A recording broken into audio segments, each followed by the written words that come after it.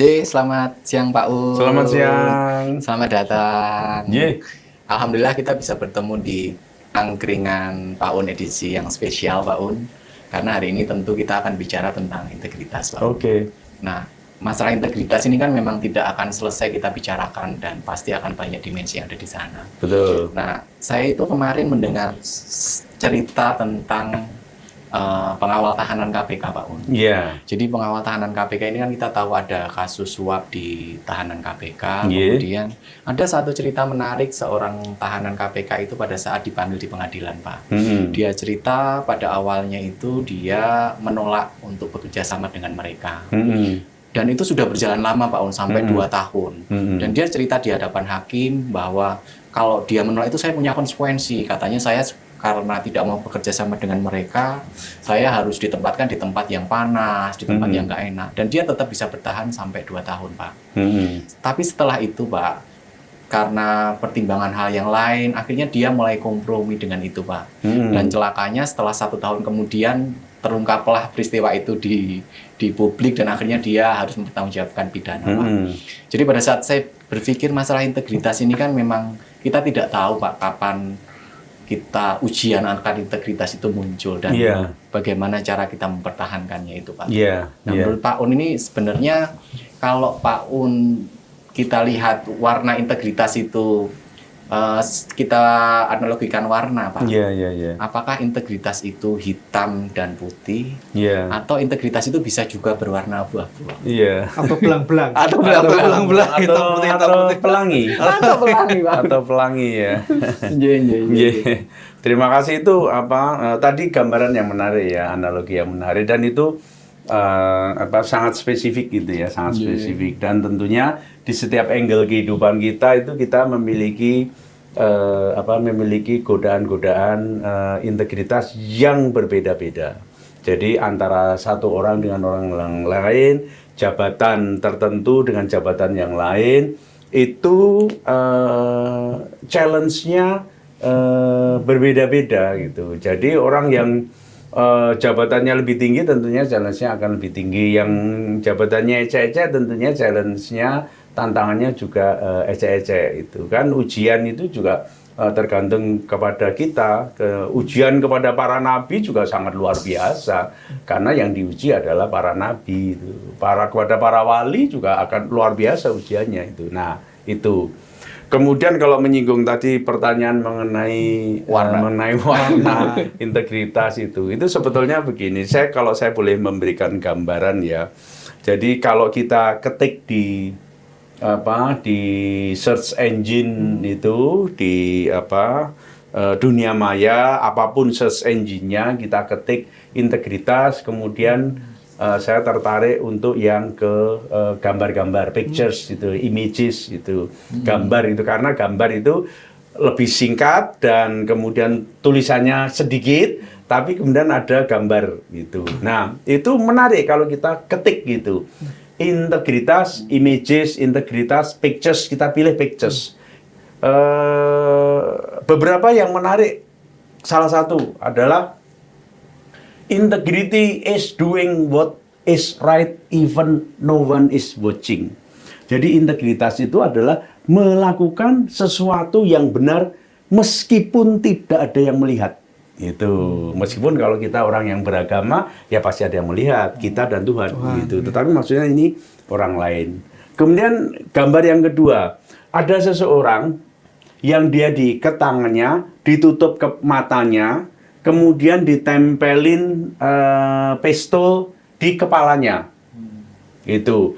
Terus orangnya bilang, itu 2 tambah 3 sama dengan 5. Itu. Ditempelin 2 tambah 3 sama dengan 5. Terus tapi dia menjawab 2 kali 3 sama dengan 5. Itu. 2 kali 3 sama dengan 5 yang bawa pistol itu. Terus kemudian dia tetap ngomong 2 kali 3 6 gitu. 2 kali 3 6 gitu. Jadi dia tidak, meskipun dia ditodong dengan pistol dan di gambar berikutnya adalah terlihat dia jatuh terlentang itu dengan dengan kartun ya, gambar darah gitu. Artinya dia tetap mempertahankan pendapatnya meskipun diancam pistol itu untuk dia mengatakan sesuatu hal yang benar. Kemudian yang ketiga adalah cerita tentang seorang penjaga palang pintu kereta api gitu. Ketika dia kemudian tetap melaksanakan tugasnya meskipun kemudian dia mengorbankan anaknya. Karena kalau tidak dia tidak tutup palang pintu kereta api itu ratusan orang nanti akan menjadi korban meskipun anaknya selamat ya. Kemudian dia memilih gitu. Nah, dengan 3 dari sekian banyak cerita itu kita bisa menyimpulkan bahwa integritas itu hitam dan putih. Itu ya atau tidak. Kan itu. Jadi tidak ada abu-abu, tidak ada mejiku hibiniu gitu. Nah, itu adalah defaultnya integritas. Hitam adalah hitam, putih adalah putih. Iya, gitu. Hitam adalah hitam, putih adalah putih. Jadi tidak ada abu-abu, tidak ada mejiku hibiniu, warna-warna yang lain. Gitu. Menarik Pak Un. Jadi tadi sudah dijelaskan ya Pak, memang idealnya itu kan memang hitam dan putih gitu, Pak. Dan tadi Pak Un sudah sampaikan satu clue lagi, pada saat jabatan lebih tinggi itu pasti lebih tinggi godaannya dan lebih tinggi tantangannya. Nah, sependek pengetahuan saya ini kan terminologi godaan dan tekanan itu kan berbeda Pak. Kalau godaan ini kan berarti memang kita pejabat punya kewenangan, ya tidaknya itu terserah kita Pak. Jadi kalaupun kita bilang ya, berarti konsekuensinya kepada kita. Dan kalau kita melakukan itu berarti memang seinginan atau sepengetahuan atau kehendak kita. Tapi kalau tekanan itu kan memang keinginan itu bukan berasal dari kita, tetapi dalam hidup dalam birokrasi atau organisasi tentunya ada pihak yang lebih kuat, atasan dan seterusnya. Dan mungkin beliau punya pendapat lain dan akhirnya bertentangan dengan kehendak kita. Nah, Pak Un ini kan sudah berpengalaman dalam bekerja lebih dari 30 tahun, Pak. Menurut Pak Un itu lebih susah menghadapi godaan atau lebih susah menghadapi tekanan, Pak? Boleh, Pak? Kalau boleh ada cerita yang mungkin dialami Pak Un. Terima kasih. Pertanyaan yang menarik. Sebelum saya cerita itu, sebelum saya menjawab itu, saya cerita sedikit. Salah satu dosen saya dulu di Amerika namanya Profesor Klitgard itu dia mengatakan bahwa, dan sangat terkenal itu, dia mengatakan bahwa government is a necessary evil. Jadi pemerintah, karena kita semuanya adalah pegawai negeri sipil ASN itu jadi saya membawa ke konteks ASN itu ya, ASN siapapun itu. Nanti saya akan masuk ke konteks Kementerian Keuangan. Nah, beliau bilang bahwa government is a necessary evil. Jadi pemerintah itu adalah setan yang diperlukan. Itu defaultnya itu setan itu, tapi diperlukan karena tidak ada kelompok masyarakat yang bisa kemudian dianggap itu sebagai suatu kelompok masyarakat yang legal atau yang punya structure begitu, government, pemerintahan, negara tanpa adanya pemerintah itu. Jadi itu necessary, sesuatu hal yang mutlak gitu. Tetapi evil, setan, ngeselin itu. Nah, kenapa begitu? Karena ada 3 hal. Ada 3 hal. Pertama, government memiliki monopoli kewenangan. Absolute power. Kata Sir Ayrton, sejarawan Inggris, itu beliau bilang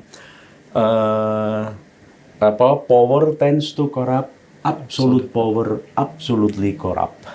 Jadi orang yang memiliki kewenangan cenderung korup. Orang yang kewenangannya mutlak, kecenderungannya ya menjadi mutlak, menjadi makin besar gitu. Nah, government itu memiliki sifat itu, nature-nya seperti itu gitu. Nature-nya apa? Monopolistik government itu. Jadi perizinan ya pasti harus ke government, nggak bisa kita ke lembaga swadaya masyarakat kita mau ngurus izin apa, ngurus KTP kok, ngurus SIM, STNK, sertifikat tanah, apapun lah kan itu kan pasti ke government dengan cabang-cabangnya itu. Jadi mereka kan punya monopoli, mau panjang apa mau pendek urusan, kan gitu. gitu. Kalau mau panjang, ya silakan banyak-banyak berdoa sana ke tempat ibadahmu sana, gitu. Jadi kalau mau pendek, ikuti kata-kata saya, gitu. Nah, kemudian nomor 2 itu setelah monopoli, nomor 2 itu adalah kewenangan diskresi. Jadi government officials itu memiliki kewenangan diskresi. Kewenangan diskresi itu apa? Di dalam ilmu administrasi negara, kewenangan diskresi itu adalah kewenangan untuk melakukan penyimpangan. Tapi penyimpangan apa? Dalam rangka mempercepat pelayanan, dalam rangka mempercepat pelaksanaan fungsinya government itu, apapun itu untuk mencapai tujuannya. Untuk mencapai tujuannya, dan konteksnya adalah baik. Jadi diskresi itu konteksnya semua positif, tetapi tentunya ya itu tadi harus ada di dalam koridor etik itu. Koridor etik itu apa? Ya tadi, tidak kemudian mengharapkan upah, tidak mengharapkan tip itu. Misalnya ada orang mengurus izin sesuatu, persyaratannya itu dokumennya ada 10, dia baru membawa 9. Nah, terus dia bilang, oh iya Pak, yang satu ketinggalan tapi sudah ada, besok saya akan bawa ke sini. Susulkan. Ya, besok. Nah, oleh si petugas pemerintah itu 9 persyaratan itu diterima dan kemudian diberikanlah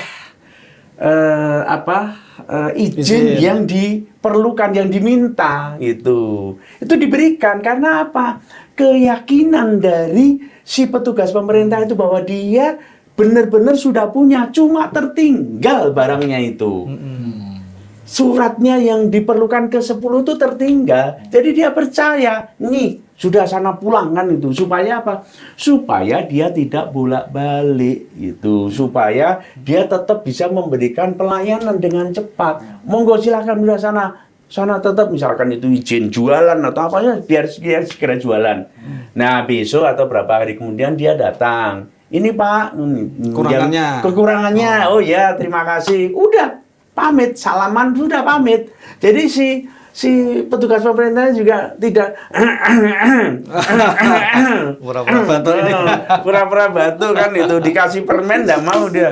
Gitu. Dikasih minum nggak mau, dia maunya si petugasnya, si masyarakatnya buka dompet itu. Tidak dilakukan itu namanya diskresi. Masalahnya adalah seperti halnya tadi monopoli, itu diskresi itu kadang-kadang, saya tidak bilang sering-sering ya, kadang-kadang itu ada embel-embelnya. Itu kadang-kadang embel-embelnya not necessarily itu sesuatu yang sifatnya duit monetary, reward gitu, tidak selalu begitu, tapi karena nepotisme gitu kan, karena dia ponaan nih, karena dia pamannya, karena dia saudaranya, atau dia naksir sama si orang itu, sehingga tidak begitu, semuanya positif lagi, tetapi ada kalanya itu. Nah, sehingga tadi karena yang dipotret oleh masyarakat itu monopoli itu selalu mempersulit, kemudian yang kedua itu diskresi itu karena ada embel-embel, kemudian dipotretnya sebagai evil. Nomor 3 itu akuntabilitas kinerjanya tidak terukur dengan sempurna. Jadi PGPS, pinter goblok, penghasilan sama kan itu kan. Jadi pengaturan gaji pegawai sipil kan itu PGPS itu. Jadi orang kemudian mengatakan bahwa iya ini karena dia government itu ya kayak begitu itu dia kerja sak penake kan itu. Jadi akuntabilitas pengukuran kinerjanya tidak jelas gitu. Itu yang datang siang, yang pulang duluan gitu kan. Dia sudah datangnya terlambat, pulangnya duluan. Ketika ditegur atasannya, dia jawabnya bisa aja. Pak, masa saya harus terlambat 2 kali, saya sudah datang terlambat, masa saya pulangnya juga harus terlambat kan gitu. Dia nggak mau dia. Itu kan nggak mau terlambat 2 kali kan gitu ya. Ada aja alasannya gitu kan untuk ngeles. Nah, itulah kenapa kemudian government itu dipotret sebagai evil, setan kan itu. Padahal kan tidak seperti itu seharusnya tidak. Nah, kemudian kembali ke pertanyaan itu antara godaan dan tekanan. Nah, itu kan antara apa yang ada di dalam dirinya dan apa yang dari luar dirinya itu tergantung dari kemudian tidak bisa kita melihatnya itu dalam satu angle gitu. Ya, bisa digeneralisir. Iya, tidak bisa digeneralisir bahwa semua orang kemudian memiliki problematika yang sama kan itu. Mungkin saja yang godaan itu bisa 80%, yang 20% adalah tekanan. Apa tadi? Tekanan, Pak. Tekanan kan itu. Ada juga yang sebaliknya, ada juga yang T50 kan itu. T50 itu tidak selalu 50-50 kan. 40-60 gitu kan bisa T50 juga. Jadi artinya jadi tergantung juga di dalam posisinya masing-masing itu, di dalam posisinya masing-masing itu.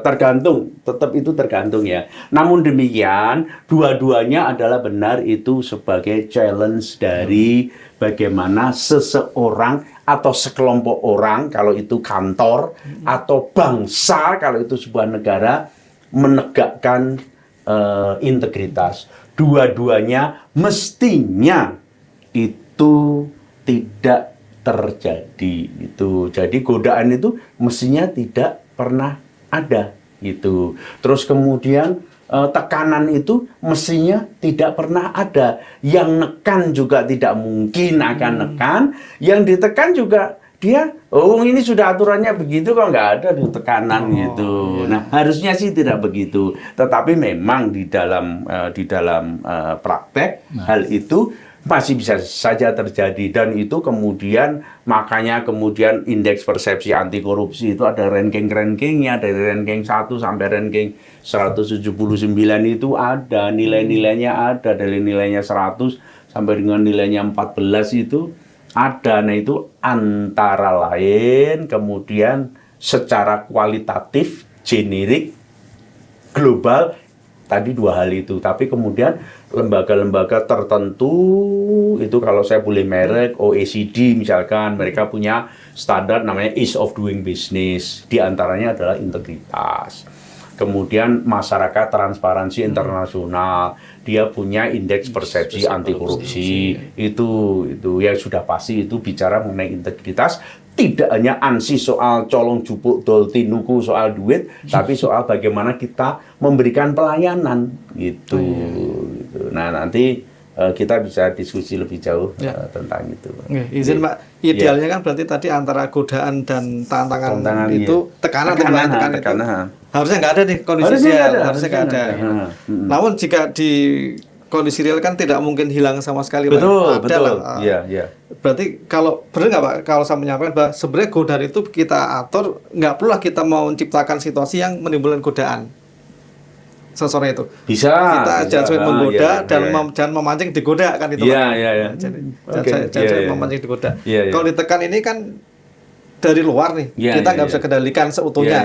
Tapi kalau kita tidak minta ditekan itu, mungkin juga bisa menghindarkan itu, Pak. Iya. Tapi saya punya overview yang lain ya gitu. Jadi ya by nature gitu kan, ya godaan itu selalu ada lah, apapun lah kan gitu ya, apapun. Tidak hanya soal tidak hanya soal urusan pekerjaan, urusan sogok menyogok, urusan korupsi, urusan sangat sempit. Jadi apapun lah godaan itu ya. Antara lain yang paling gampang lah, kita tengah malam tengah malam naik motor atau naik mobil lah gitu. Tengah malam tengah malam ya, setengah 1, jam 1 gitu. Kita di perempatan itu lampu merah gitu. Sepi, nggak ada orang itu, nggak ada orang, nggak ada itle kan itu. Itu godaan itu kan, itu kita mau bablas atau enggak kan itu godaan gitu. Itu jadi ya itu salah satu salah satu contoh lah. Kemudian kita kita lewat kita masuk ke toilet umum di stasiun atau di bandara gitu kan. Di situ tertinggal HP atau tertinggal dompet itu kita ambil gitu. Itu godaan juga itu. Apakah kita akan serahkan ke security bandara atau security stasiun, terminal gitu, atau kita akan enggak ada yang lihat gitu. Saya pernah nemu pistol itu saya di stasiun Gambir itu. Gitu. Dan itu pistol bagus itu karena saya tahu senjata kan itu pistol bagus itu ya udah saya ambil, saya masukin tas, saya langsung pergi ke kepala stasiun gitu. Saya tidak bisa serahkan ke yang lain kecuali ke kepala stasiun karena yang betul-betul saya percaya, saya menyampaikan identitas saya, kemudian ini saya tadi nemu pistol Pak gitu dan saya minta tanda terima itu godaan lebih dari godaan apapun itu pistol karena saya senang senjata kan itu. Jadi wah ini godaan berat ini saya serahkan dan amunisinya sama dengan yang saya miliki jadi sebenarnya langsung bisa saya pakai kan itu godaan itu tadi. Jadi ada variasi lah. Variasi itu godaan itu sesuatu yang membuat interest pada diri kita itu. Nah, itu harusnya tidak. Nah, tekanan juga begitu. Tekanan itu tergantung kita juga kan, itu juga tergantung kita. Jadi saya tidak setuju kalau tekanan itu mutlak 100% harus dari luar kan gitu. Enggak, itu kita itu bisa menampakkan diri sebagai orang yang bisa ditekan atau tidak. Itu bisa, kita bisa menampakkan diri gitu bahwa saya itu memberikan kesan sebagai bisa ditekan atau tidak sih kan, atau mau ditekan atau tidak, atau pengen ditekan atau tidak, silakan ditekan itu. Macing-macing ditekan. Dengan happy saya ditekan terus nanti kita nego-nego kan itu. Itu bisa gitu. Jadi kita bisa memberikan kesan bahwa ini orang itu nggak bisa. Makanya kan ada kan orang ragu-ragu kan itu, ragu-ragu. Itu ini berani apa enggak? Kita di lingkungan kita kan juga begitu kan, kita janganlah sama bapak ini kan itu, janganlah sama ibu ini, janganlah sama itu kan itu. Kalau ini bisa lah kayaknya dia cincai kan itu. Ini itu bisa. Jadi kita punya kendali itu. Kita punya kendali itu. Nah, makanya di beberapa negara itu ada 2 level terkait dengan integritas itu. Level 1 not committing any corrupt activities. Zero tolerance. Tidak melakukan korupsi apapun at any form.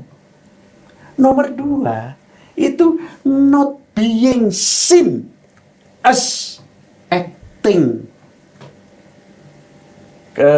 corruption gitu.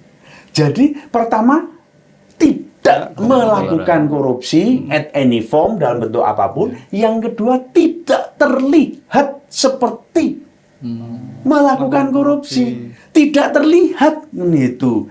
Tidak terlihat itu harus selalu dijaga. Itu harus selalu dijaga. Salah satu contoh yang gampang. Jam kerja kan 7:30. Terlepas kita ada fleksi atau tidak kan itu kita ambil. Jam kerja adalah 7:30. Itu. Nah, kita juga jangan datang jam 8. Jangan masuk kantor ya jam 8. Orang akan melihat, loh kok datang jam 8? Kan itu. Padahal kan jam kerja 7:30. Itu. Padahal mungkin kan itu ya. Mungkin itu. Mungkin saja dia pada waktu itu cuti. Kan itu. Mungkin saja dia sudah izin. Atau mungkin saja dia sebetulnya sudah datang jam 6. Dia keluar cari sarapan. Misalkan itu. Nah, itu memang, nah itu yang kemudian tetap menjadi hal yang harus dijaga. Loh, tapi kan orang bisa ngomong apa saja, Pak. Iya, makanya itu kamu jaga. Orang tidak akan ngomong seperti itu kalau kamu menjaga. Yang nomor 1 kamu sudah 100% atau mendekati 100%, orang tidak akan menjudge-mu sebagai melakukan yang nomor 2 gitu. Nanti off air, nanti saya akan ceritakan salah satu contoh yang tidak layak untuk ditayangkan on air. Ya, izin Pak, ini perspektif yang baru bagi saya pribadi, Pak. Terutama pada saat perspektif tekanan itu kan berasal dari luar. Ternyata tadi Bapak sampaikan Iset, tekanan itu bisa berasal di dalam. Justru kita bisa memposisikan kita itu bisa ditekan atau tidak. Kita itu mau ditekan atau tidak. Ini kan persepsi yang sangat menarik, Pak. Nah, maksud saya dari kami ini ASN generasi muda ini kan menghadapi dinamika yang lumayan kompleks nih, Pak. Nah, bagi Bapak pribadi bagaimana sih, Pak, cara tadi membuat kita itu orang yang tidak bisa ditekan gitu. Maksudnya mungkin Bapak cara menunjukkannya itu gimana, Pak? Gitu, Pak? Tentunya activity sehari-hari ya. Activity sehari-hari yang nomor 1 itu tadi. Orang sudah melihat kita, cap di jidat kita itu sudah orang bisa melihat kan gitu. Orang bisa melihat, oh iya, ini dia tidak makan uang suap, dia tidak pernah mempersulit orang gitu. Nah, itu sudah suatu self defense mechanism gitu. Orang mau nekan itu pasti dia akan nanya-nanya kan gitu. Membaca situasi gitu. Bisa itu nanya ke temennya, bisa nanya ke teman-teman kita. Oh, jangan coba-coba sama dia. Kan itu kamu akan berurusan dengan orang yang salah. Orang akan ekstrim menyatakan begitu. Aduh, coba aja kan itu. Tapi nanti rasain sendiri itu level berikutnya. Tapi level berikutnya yang berikutnya, jalan aja bisa dia diajak cincai itu, atau kemudian dia bisa ditekan itu. Nah, kemudian kita juga di dalam pergaulan kita sehari, karena orang yang nekan itu kan ya sebenarnya kan kita kenal ya, kita biasanya loh di dalam pengalaman saya kan mereka kenal dengan kita gitu ya, kita kenal dengan sehari-hari, dengan kita tadi menunjukkan nomor 1 dan nomor 2 itu akan mengurangi, kan kita akan membuat barikade. Bukan berarti bahwa kita itu antisosial, tidak loh. Kan gitu. Kadang-kadang orang kemudian salah mengartikan bahwa orang berintegritas itu kemudian hidupnya kaku, asosial, aneh, wagu, itu enggak juga kan gitu. Enggak juga gitu. Jadi cara kita berkomunikasi itu juga kita tetap baik, kita tetap nice ke orang. Ronda kita ikut kan gitu. Kemudian kita komunitas sepeda itu kita ikut, main golf kita ikut kan gitu. Tapi ya tidak perlu pakai taruhan gitu kan gitu. Itu ya bisa kita lakukan gitu. Jadi kita bisa membuat figur kita, profil kita sebagai orang yang tidak mudah untuk ditekan, tidak mudah untuk diajak nego. Jadi to some extent itu termasuk ada di dalam kontrol kita. Jadi meskipun ada juga sih yang artinya warna kita udah jelas Pak ya, mau hitam putih-putih itu tadi. Kita menunjukkan itu. Dan kita harus tunjukkan tanpa harus, kemudian itu teknik komunikasi kita ya, tanpa harus kita terkesan arogan, terkesan kaku, terkesan kemudian wagu gitu. Itu juga. Itu menarik Pak. Berarti walaupun kita benar, tetapi kita tetap harus menyampaikan dengan cara yang baik, dengan pasti cara itu yang harus sopan, tidak menyalahkan orang lain. Seperti ya, Pak, ya. Kan ya perintah Kanjeng Nabi sendiri kan juga begitu. Hal-hal yang ma'ruf harus kita lakukan dengan cara yang ma'ruf kan gitu. Hal-hal yang baik harus kita lakukan dengan cara yang baik gitu. Jadi nggak bisa kan lebih baik kita dikasih duit banyak dengan sopan kan daripada duit sedikit kita lempar ke mukanya kan gitu.